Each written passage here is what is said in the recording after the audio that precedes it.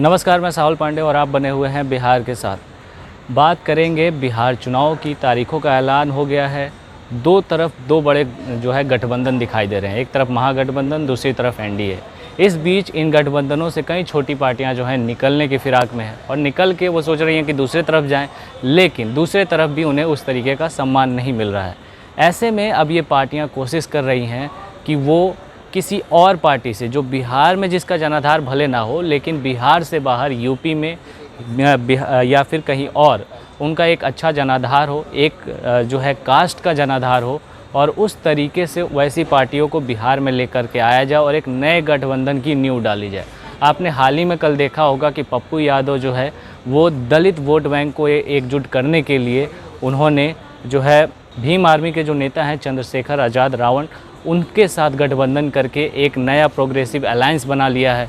अब इस अलायंस के ज़रिए वो कहीं ना कहीं बिहार चुनाव में उतरने की फिराक में है और इसमें उन्होंने दो तरीके से दो कास्ट के वोटों को साधने की कोशिश करी है।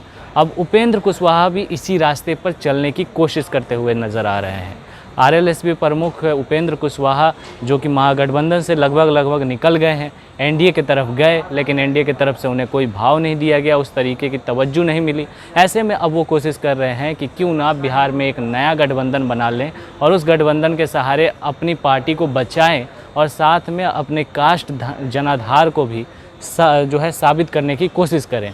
ऐसे में अब वो यूपी की बड़ी पार्टी यानी मायावती की पार्टी बीएसपी के साथ गठबंधन करते हुए देखे जा सकते हैं बिहार चुनाव में। बिहार चुनाव से पहले अगर रालोसपा और बीएसपी का गठबंधन होता है तो एक तरीके से ये रालोसपा के लिए बड़ा कदम हम कह सकते हैं रालोसपा की ओर से। लेकिन इसका क्या कोई फ़ायदा दिखेगा, ये बड़ा सवाल है। क्या बाहर की पार्टियों से गठबंधन करते हुए क्या बिहार में कोई फ़ायदा दिखेगा, ये बड़ा सवाल इसलिए है क्योंकि ये जो पार्टियां हैं जो कहती हैं कि उनका एक कास्ट जनाधार है, कास्ट वोट बैंक है उनका, वो उससे कहीं ना कहीं पिछले चुनाव में वो उस तरीके का कमाल नहीं दिखा पाए, यानी कि उनका वर्चस्व ख़त्म होने के कगार पर दिखाई देता है।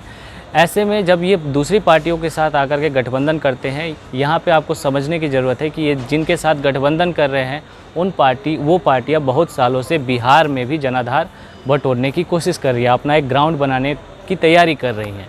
ऐसे में कहीं ना कहीं दोनों तरफ जो पार्टियां हैं वो अपने जनाधार को मेंटेन करने के लिए, अपनी एक ज़मीन को फिर से मजबूत करने की तैयारी के लिए हैं और ऐसे में ये लोग अब साथ आ रहे हैं। मेरे ख्याल से ऐसा लगता है कि ये इस चुनाव के लिए तो नहीं, लेकिन आने वाले चुनाव को लेकर के, ताकि पार्टी बची रहे, पार्टी का एक जनाधार बचा रहे, इसलिए ये गठबंधन किया जा रहा है।